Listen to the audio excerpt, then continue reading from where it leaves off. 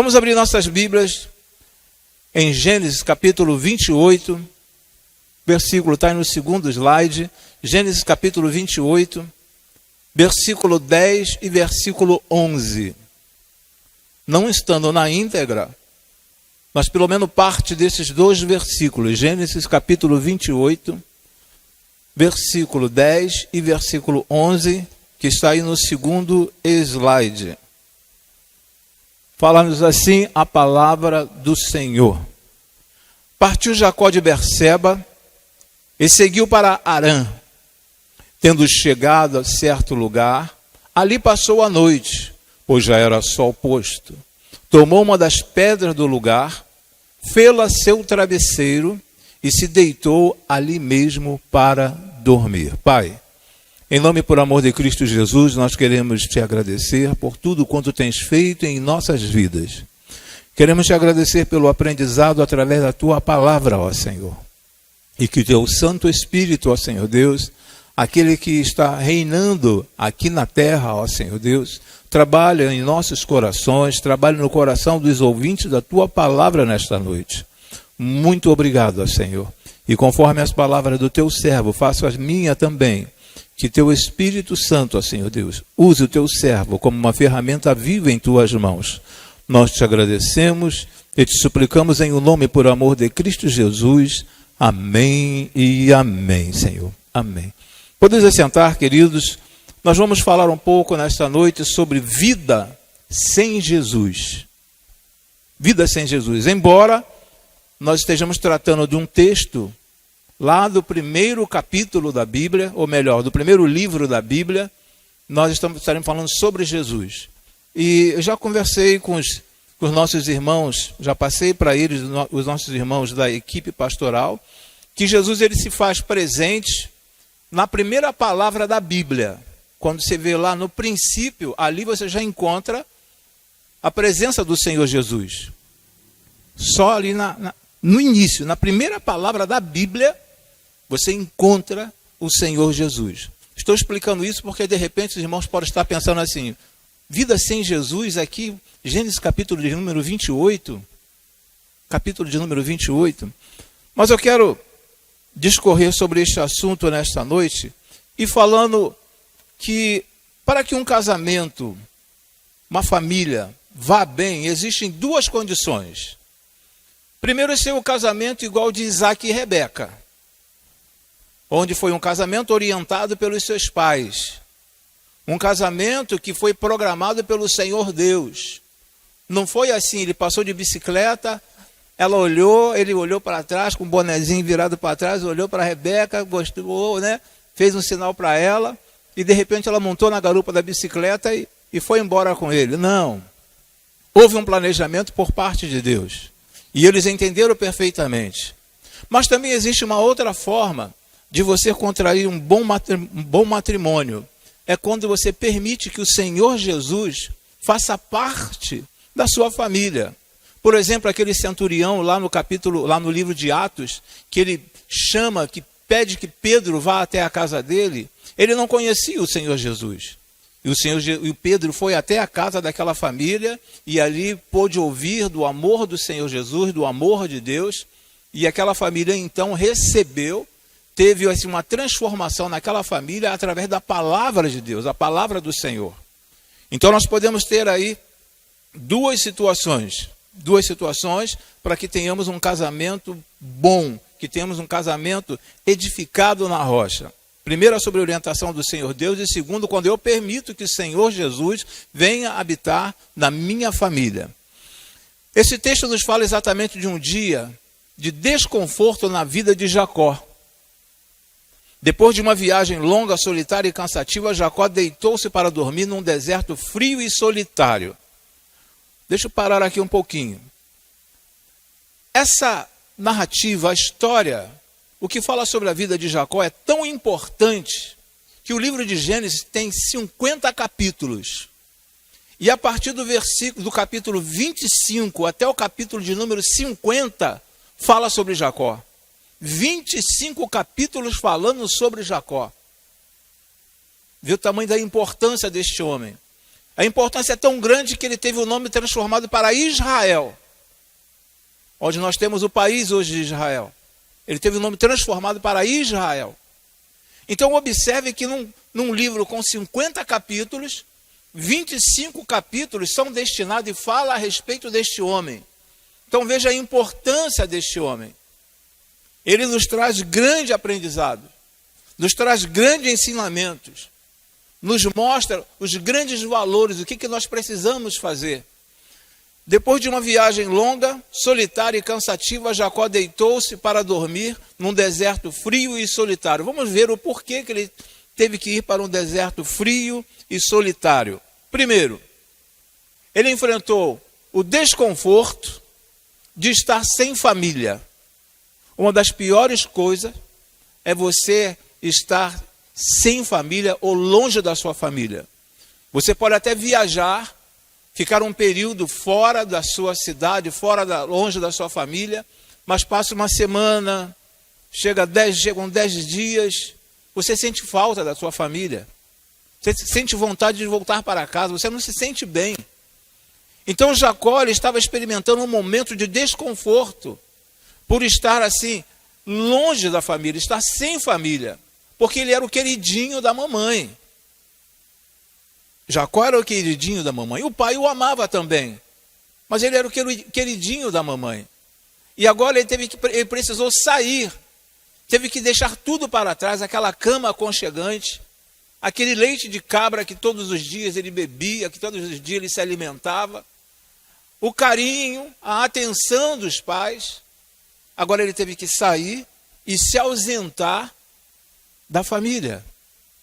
E é algo assim, quem já experimentou, quem já viveu longe da família, teve que sair para trabalhar, teve que sair para estudar, ficar longe da família é algo totalmente desagradável, irmãos.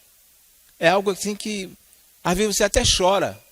Teve um período que eu fiquei na minha vida, assim, afastado da minha família, minha esposa de um lado e eu do outro, conversando por telefone, e ela chorava de um lado e eu chorava do outro, porque eu estava longe da família. Então, nesse momento aqui, Jacó ele estava, longe da sua família. Ele estava sem a família dele. Então, ele não se sentia bem. Certamente, ele estava sentindo falta do carinho da mãe, sentindo falta, daquela cama quentinha debaixo daquela tenda. Ele estava sentindo falta da palavra do pai, sentindo falta até do próprio irmão.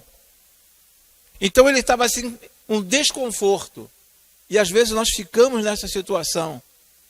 Quem tem filho que está fora do estado, que está numa outra cidade, sabe o quanto que dói para você, para nós que somos pais, como dói também para os filhos. Quando um filho fala assim, vou ter que viajar, a empresa vai me mandar para tal lugar, ou a minha corporação vai me encaminhar para tal lugar. A mãe fica lá assim, meu Deus, eu vou orar para que você continue aqui no Rio, continue aqui perto da gente. Porque é difícil ficar longe da família. Quem tem uma família estruturada sabe perfeitamente o que eu estou falando. Quem tem uma família, edificada na rocha, sabe o que eu estou falando. Que é muito difícil nós ficarmos e vivermos longe da nossa família. Longe do pai, longe da mãe, longe do irmão. É muito difícil. Principalmente quando nós somos solteiros. Agora, quando você casa é diferente. Quando você casa, bate a saudade, mas você está casado. Então você constituiu uma família, vai morar em outro lugar, vai morar em outro estado, vai morar em outro país, vai morar numa outra cidade. É diferente de quando você é solteiro. Mas mesmo sendo casado, os pais sentem a falta. Os filhos sentem falta também. Uma outra situação que esse texto aqui me faz lembrar é sobre um outro incômodo que Jacó carregava, que era o desconforto de estar sem direção. Quando nós pegamos esse capítulo de número 27 e o capítulo de número 28, nós encontramos todas essas narrativas que eu estou passando para os irmãos, nós encontramos aqui. Outro incômodo que Jacó carregava era o desconforto de estar sem direção. Ele estava indo para um lugar que ele era obrigado a ir naquela direção ali, mas ele não sabia o que iria encontrar. E às vezes nós saímos, nós temos o desconforto de não saber o que nós estaremos encontrando pela frente. Quantas pessoas às vezes se aventuram a sair do seu estado, se aventuram a sair da sua cidade, sem saber o que vai encontrar pela frente. Não, eu vou tentar a vida em tal lugar. Não, eu vou tentar trabalhar em tal estado. Então, houve por parte de Jacó, naquele momento, o desconforto de estar sem direção. Ele não tinha direção. E havia um motivo muito forte, dele ter saído de casa. Os irmãos que conhecem a história, havia um motivo muito forte de ele ter saído de casa, mas agora ele sai, mas sem direção. A mesma coisa quando nós perguntamos a alguns adolescentes, perguntamos a alguns jovens: você terminou aí o ensino fundamental, médio, você está pensando em ingressar numa faculdade, qual área que você vai cursar? Eu vou tentar em qualquer coisa. Alguns não têm um objetivo, não têm uma direção, não têm um alvo estabelecido. Eu quero entrar para a faculdade, quero ter o 3º grau, me formar no 3º grau. Mas qual a área? Eu vou fazer, ficar mais fácil, onde não houver tanta concorrência, vou usar esse termo, não houver tanta concorrência, eu vou ingressar nessa área, porque eu preciso de um 3º grau. Mas não tem uma ideia já pré-estabelecida. Então havia na parte de Jacó um desconforto de estar sem direção. E na nossa vida também, na vida conjugal, na vida familiar, às vezes nós estamos também sem direção, irmãos. Às vezes nós estamos casados, mas não temos um alvo estabelecido para o nosso casamento. Onde que nós queremos chegar? Onde que eu vou chegar como casal daqui a 5 anos, daqui a 10 anos? De que forma estarei eu e a minha velhinha? Como que nós estaremos? Quem está trabalhando, de repente, já não faz um planejamento a nível de aposentadoria. Como eu estarei quando me aposentar? Como vai ser minha vida? Às vezes nós não fazemos esse planejamento. A nível de namoro também, a idade vai chegando e você não tem um perfil da pessoa que você quer namorar. Não tem um perfil. Parece que é o primeiro que passa, está caçando borboleta. O primeiro que passa, você vai pegar. Parece que está caçando borboleta. Eu preciso de uma direção, e essa direção é a direção divina. E havia um desconforto de estar sem direção. Ele estava sem direção. E eu preciso de uma direção.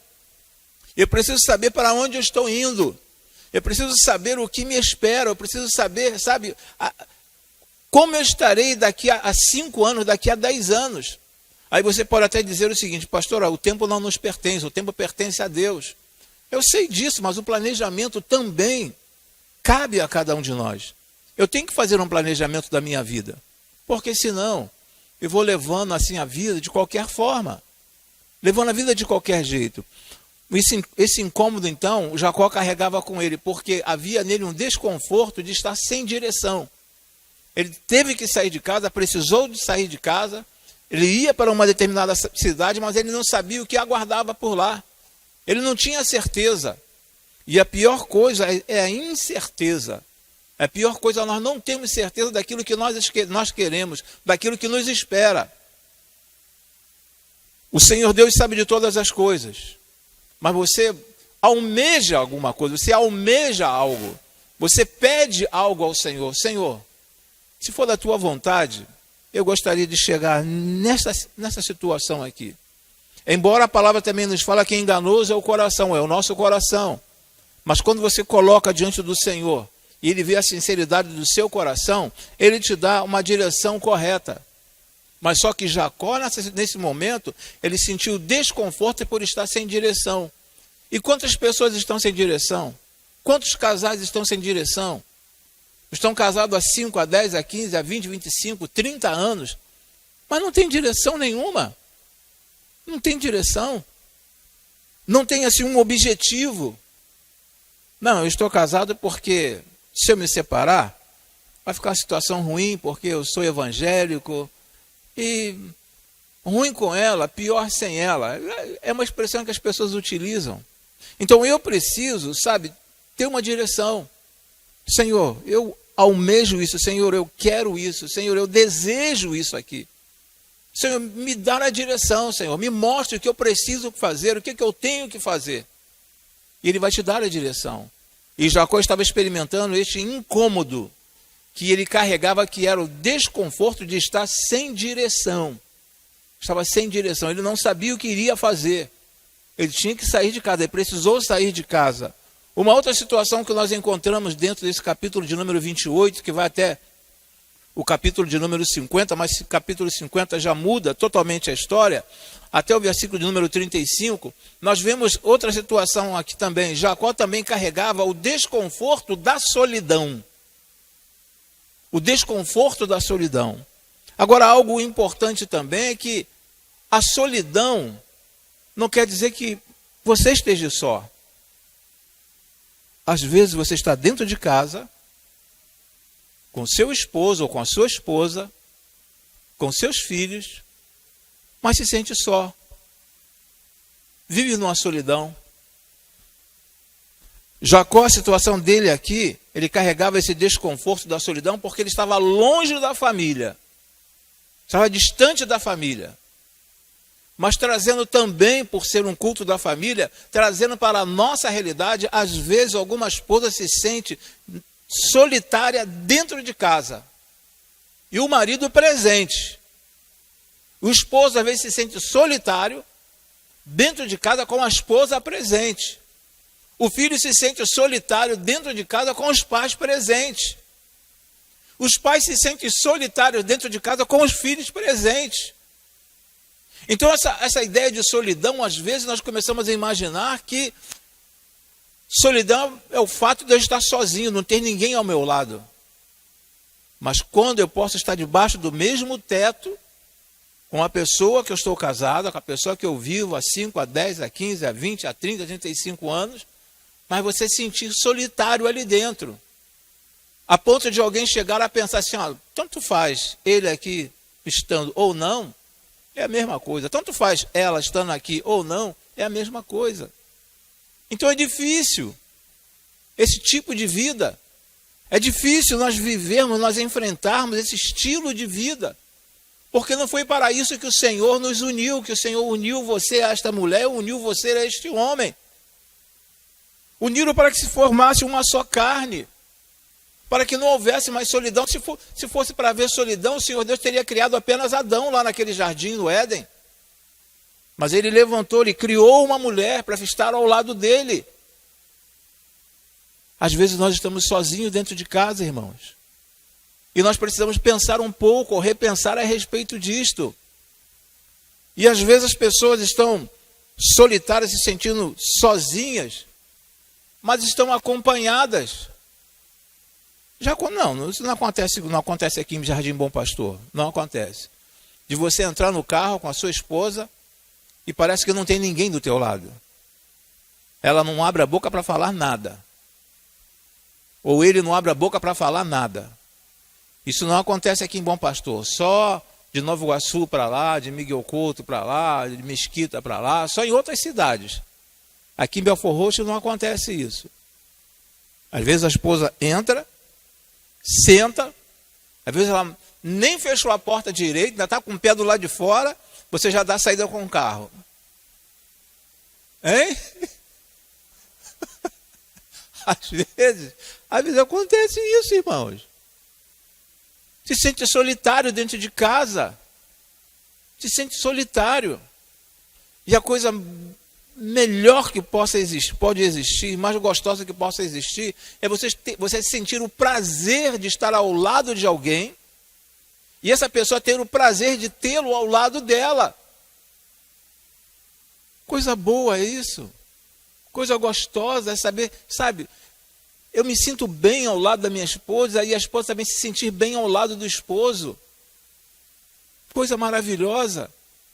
E nesse momento aqui, Jacó estava sentindo o desconforto da solidão, entrando na área, dentro do fator histórico, ele verdadeiramente estava sozinho.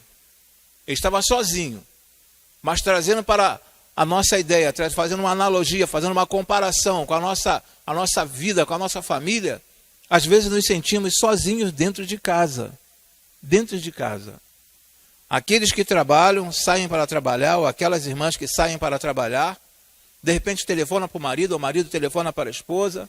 Mas às vezes é pior quando ambos estão dentro de casa e não tem comunicação. E quando não há comunicação, as coisas não funcionam. Hoje pela manhã eu estava falando a respeito da boda de Caná da Galileia. Houve uma boa comunicação. Maria falou com Jesus. Jesus mandou que ela falasse com aquele servente. O servente foi e falou com o mestre de sala. O mestre de sala foi e falou com o noivo. Houve uma comunicação. E aí até o ponto que a água foi transformada em vinho. Houve uma comunicação. E às vezes dentro de casa não existe esta comunicação e você se sente solitário. Se sente solitário. A pessoa está falando contigo e você não está nem aí, ó, você está olhando para lá. Ó. A pessoa está aqui falando contigo e você está prestando atenção ali. Não está nem dando a mínima para aquela pessoa que está falando contigo. E quem está falando contigo às vezes é teu esposo. Quem está falando contigo às vezes é a tua esposa. Quem está falando contigo às vezes é aquela pessoa que perdeu noite de sono por tua causa, que são os seus pais. Não dá atenção. Os pais se sentem solitários, se sentem desprezados, a esposa se sente solitária, desprezada, o esposo se sente desprezado e se sente solitário também. Jacó também carregava, logo já falei desse desconforto e solidão, ele também carregava o terrível desconforto da culpa. O terrível desconforto da culpa. Ele sabia perfeitamente o que ele havia feito, o que ele tinha feito. E às vezes nós também sabemos onde nós erramos, onde nós estamos pecando, onde nós estamos falhando. Ele sabia, ele carregava esse terrível desconforto da culpa. Ele ainda pensa em voltar e conversar com o irmão. Mas algumas pessoas não param para analisar e para pensar sobre, falam assim, olha, eu errei, e eu tenho que falar com a minha esposa que eu estou errado, eu tenho que falar com o meu esposo que eu estou errado. Então ele carregava esse desconforto da culpa. Quantas coisas nós fazemos, muitos fazem, e que causam um problema dentro da família. Sabe que a esposa não gosta daquilo, sabe que o esposo não gosta daquele ato que ela está fazendo, que ele está realizando também, mas mesmo assim faz. Mesmo assim faz. Sabe que ela gosta de estar ao lado dele, final de semana, que dentro da medida do possível, se ele não tiver que trabalhar, ela gosta de tê-lo ao lado dela. Mas não, sempre busca uma desculpa para estar ausente. E aqui nós encontramos o terrível desconforto da culpa.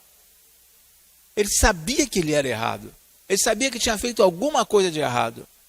E nós também, às vezes, não confessamos, nós não falamos para o nosso cônjuge, mas nós sabemos o que nós fizemos de errado. Nós sabemos o que nós fizemos de errado. E que machucou. E que machucou a esposa, ou que machucou o esposo. Nós sabemos. E que machucou o noivo, ou que machucou a noiva, que machucou a namorada, que machucou, ofendeu de alguma forma, agrediu de alguma forma. Pode ter sido da forma verbal. Essa agressão pode ter sido de uma forma verbal. Mas as pessoas às vezes são incapazes de chegar e falar assim, olha, eu errei. E aí então você carrega aquele desconforto da culpa. Uma coisa que você deve fazer, que nós precisamos fazer, é nos abrirmos diante do Senhor Deus e falar, Senhor, tu sabe o quanto eu errei. Mas chegarmos também perto da pessoa que Deus colocou ao nosso lado e falar assim, me perdoa. Tanto tempo que nós estamos juntos. E Deus não nos criou para isso. Deus não nos uniu para isso. Te peço um perdão. Eu sei que eu falhei, eu sei que errei.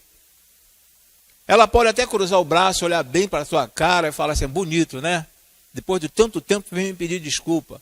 Mas peça desculpa, peça perdão. Porque você tem consciência do que você fez.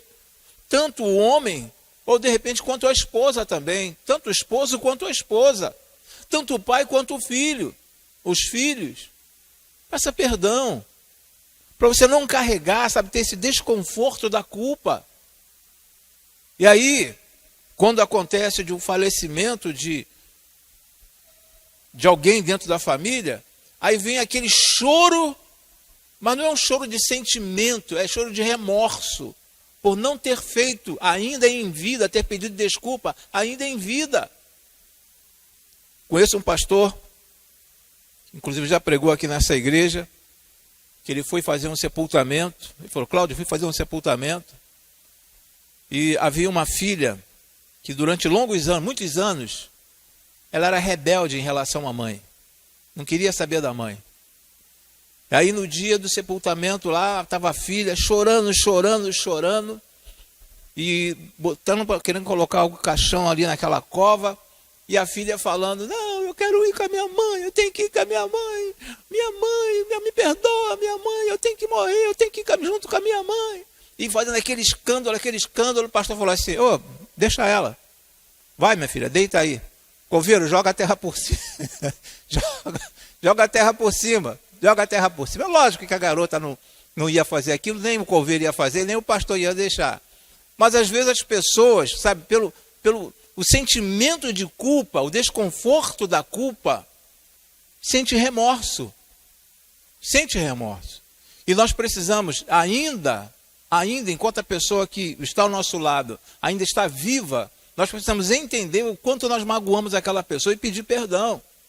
Aliás, nós deveríamos pedir perdão todos os dias, não somente ao Senhor Deus, mas à pessoa que está ao nosso lado, porque às vezes nós falamos algumas coisas que não é do agrado da nossa esposa, nem às vezes do agrado do esposo.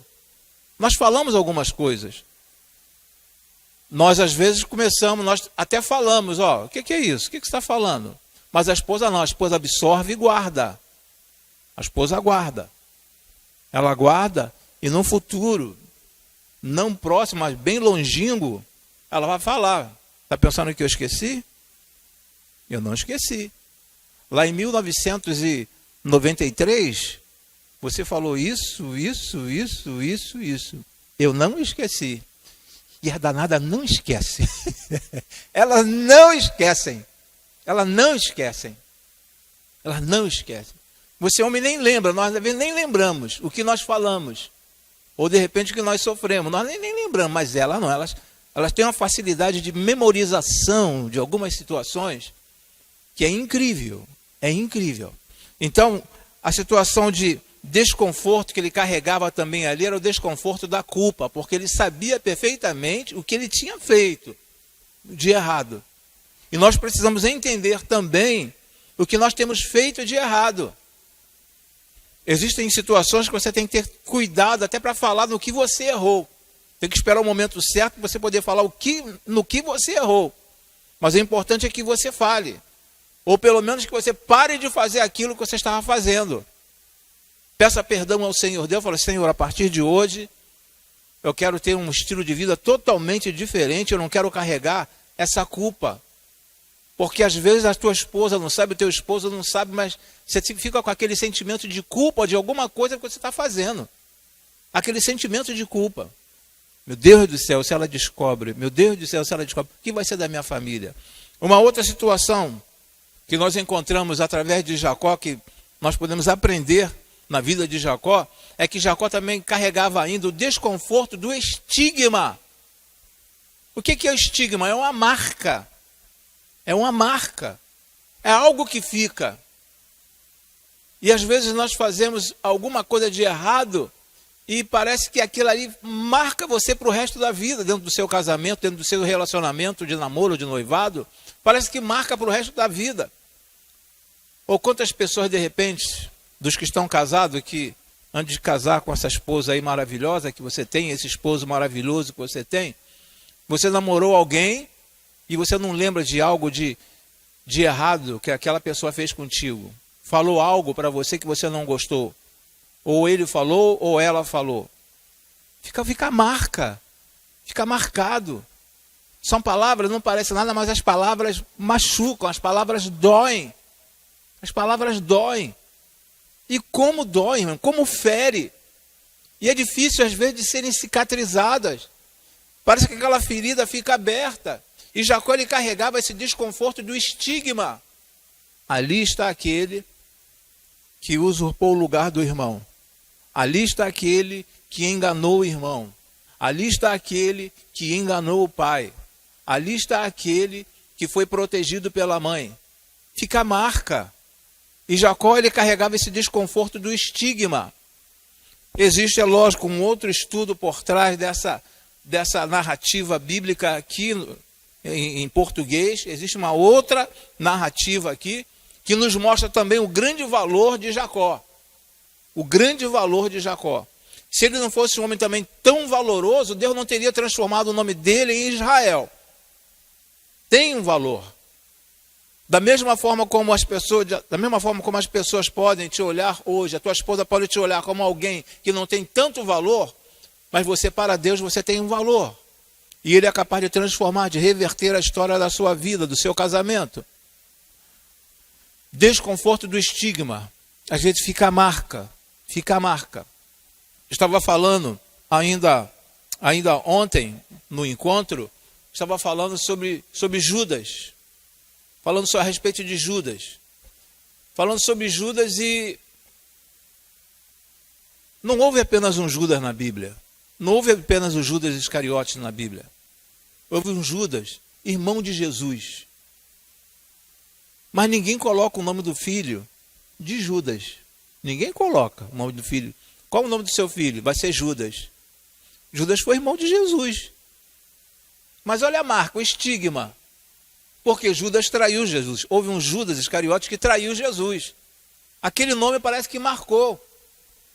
E se existe algum Judas, eu não conheço se existe algum Judas, sabe, em Belford Roxo, Nova Iguaçu. Eu pelo menos não conheço. Se você conhece, depois você me fala. Pastor, eu conheço um rapaz com o nome de Judas. Porque dificilmente nós vamos encontrar, porque ficou uma marca. E às vezes acontecem coisas na nossa vida que marcam a nossa vida, marcam o nosso casamento. E é uma marca que machuca. Não é uma marca, alguma coisa agradável, mas alguma coisa que machuca, que te feriu.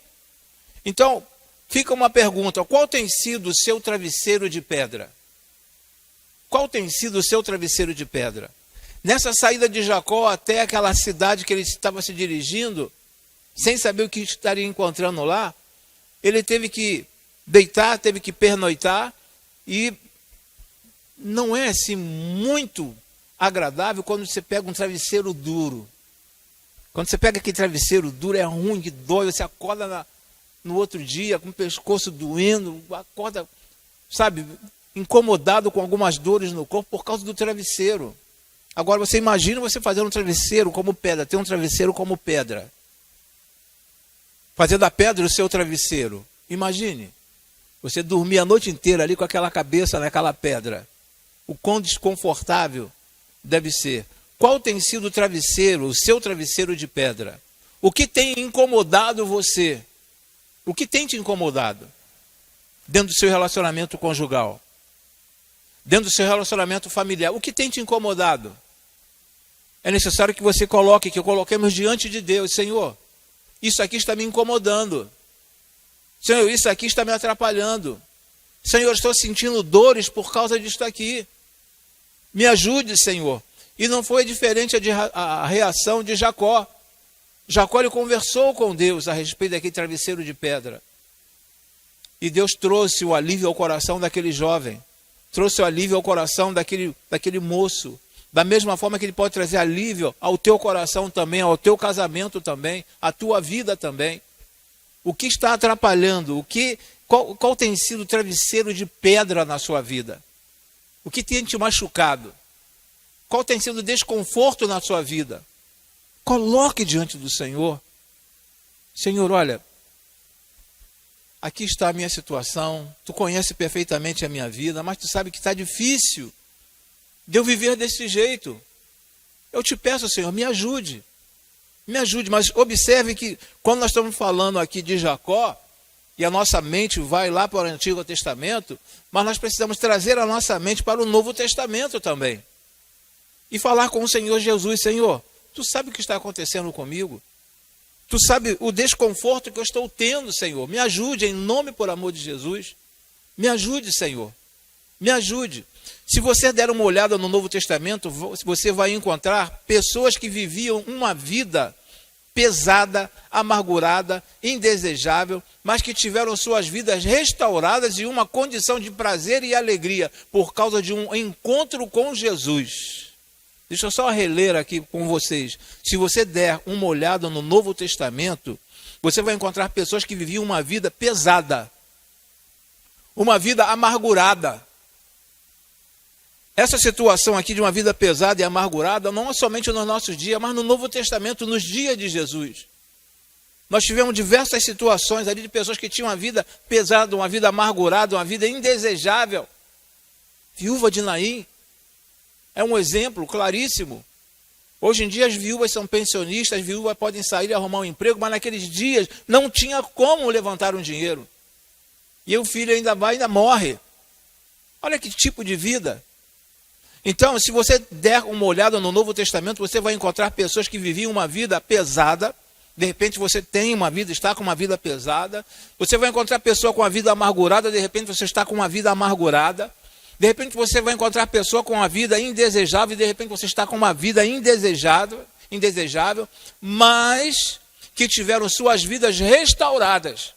E é justamente isso que o Senhor quer fazer em nossas vidas. Ele quer restaurar as nossas vidas. Ele quer restaurar os nossos relacionamentos. Ele quer restaurar os nossos casamentos. Ele quer restaurar o nosso estilo de vida. Ele quer nos dar um novo rumo de vida. É isso que o Senhor quer fazer em nossas vidas. Mas será que é tão difícil de entender? Não é difícil de entender. É fácil, é só parar e começar a analisar. O que está faltando em mim? Para que eu seja uma pessoa assim, agradável aos olhos de Deus. O que está faltando em mim? O que está faltando em mim para que eu seja uma pessoa restaurada? Porque enquanto você não tem esse encontro com o Senhor Jesus, a sua vida não está restaurada. Infelizmente é difícil de falar a respeito disso, mas a sua vida não está restaurada, porque você não é nova criatura. 2 Coríntios 5,17 diz o seguinte: aquele que está em Cristo são novas criaturas. Tudo se passou, tudo que era velho se passou e tudo se fez novo.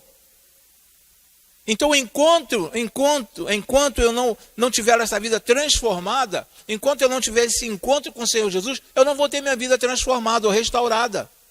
Não terei minha vida restaurada. Eu posso até visitar a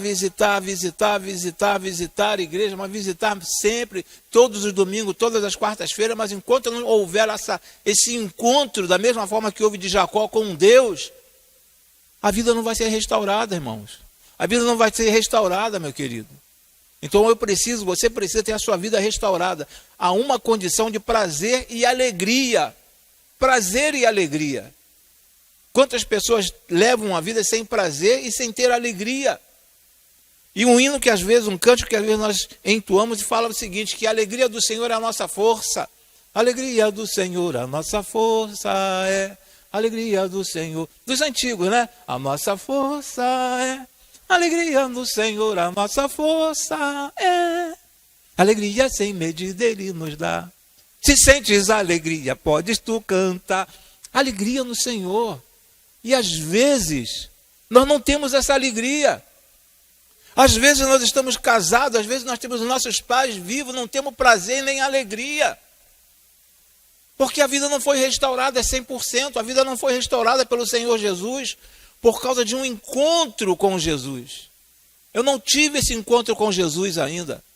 Mas a partir do momento que você tem esse encontro com o Senhor Jesus, você tem a sua vida restaurada. Dentro desse outro slide nos diz o seguinte ainda: esta é a missão de Jesus, tirar o desconforto e a sobrecarga do ombro das pessoas. Se você está aqui nesta noite, se você veio a esta casa nesta noite, se você veio à casa do Senhor nesta noite, se você se propôs a ouvir a palavra do Senhor nesta noite, esta é a missão de Jesus, tirar o desconforto e a sobrecarga do ombro das pessoas. Não apenas daqueles que ainda não tiveram encontro com o Senhor, mas também daqueles que já tiveram encontro com o Senhor. Jacó nasceu em um lar, não vou dizer um lar cristão, mas num lar temente a Deus. Mas ele experimentava esse desconforto. E de repente o Senhor Deus está querendo tirar esse desconforto da sua vida. Quer tirar essa sobrecarga do seu ombro. Quer tirar esse peso do seu ombro. E o que cabe a cada um de nós, o que cabe a você falar assim: Senhor, Preciso da sua ajuda. Preciso da sua ajuda.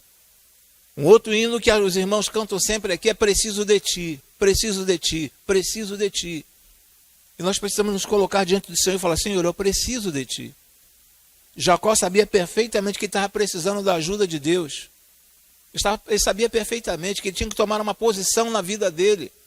E ele tomou uma posição na vida dele. Ele tomou uma posição na vida dele para restaurar toda aquela situação, toda aquela marca, todo aquele estigma que ficou marcado na vida dele. Ele voltou para poder restaurar aquela situação. Ele teve um encontro com Deus. Ele se encontrou com Deus. Da mesma forma que todos nós precisamos ter esse encontro com o Senhor Jesus. Já partindo para a conclusão, hoje Jesus faz um convite muito amável a você. E Ele está interessado em abençoar você. Jesus quer te dar alívio. Ele quer te dar alívio. Às vezes ficamos com peso, sabe? Um peso. John Byner, ele escreveu um livro assim muito importante, um livro muito bom, que fala a respeito de um jovem que estava subindo a montanha, mas com a mochila nas costas, e aos poucos ele ia tirando aquele peso da mochila, tirando o peso da mochila, ao ponto de ele ficar sem peso nenhum nos ombros. Sem ficar sem peso nenhum nos ombros. E é justamente isso que o Senhor Deus quer fazer contigo, quer fazer com cada um de nós. Ele está interessado em abençoar você. Além de te abençoar, Ele quer te dar um alívio. Quer tirar esse peso do teu ombro. Acho que o nome do livro é Peregrino. O título do livro é Peregrino. Jesus quer fazer isso contigo nesta noite. Quer tirar esse peso do seu ombro e quer te abençoar também. E ser abençoado pelo Senhor, meu amigo, não existe coisa melhor. Não existe coisa mais valiosa do que ser abençoado pelo Senhor. E aí fechamos com um versículo em Mateus capítulo 11, versículo de número 28. Mateus 11, 28, que fala assim, ó.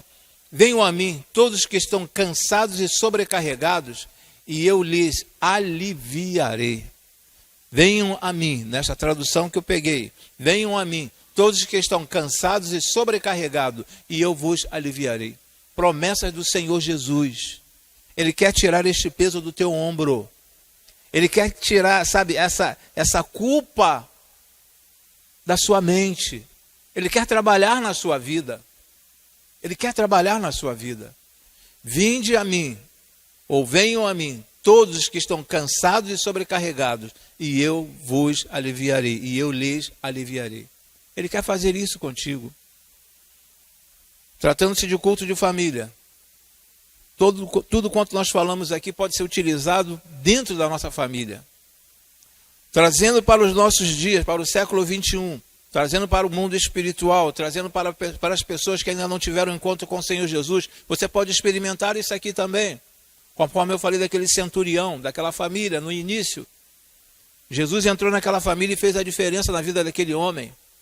Um outro exemplo claríssimo que veio agora, me saltou à mente, a arca do Senhor, quando entrou na casa de Obed-Edom. Obed-Edom não pertencia ao povo de Deus. Obed-Edom não pertencia ao povo de Deus. E a arca ficou na casa dele e houve uma transformação na casa dele. 3 meses que a arca ficou ali. Houve uma transformação na casa dele e depois nós vamos encontrar Obed-Edom sendo tesoureiro lá no templo. Dentro da história bíblica, dentro da narrativa bíblica. O Senhor quer fazer uma diferença na sua vida. Mas não depende só do Senhor, depende de cada um de nós. Mas às vezes nós estamos com o coração tão fechado, às vezes nós estamos com a nossa mente tão assim, cheia de informações, que fica difícil de entender algo tão claro, tão óbvio, que às vezes nós ouvimos, que nós lemos. Difícil de entender uma situação dessa. E as pessoas às vezes parece que preferem continuar vivendo com esta sobrecarga, vivendo com o peso da culpa, vivendo com esse estigma, vivendo sozinho, vivendo na solidão, mas não querem entender o quanto elas precisam de Jesus para que possa acabar com esta solidão na vida dela, acabar com este sofrimento na vida delas. Eu quero orar com vocês, orar com os irmãos, orar por cada família aqui presente e orar também pelos nossos visitantes, orar também por aqueles que estão afastados de uma igreja evangélica. E hoje é um dia de você ter um encontro com o Senhor. Senhor, eu estive ausente por algum período, mas hoje eu quero voltar. Senhor, eu estive afastado da sua casa, afastado da sua presença, mas hoje eu entendi que é o dia de encontro.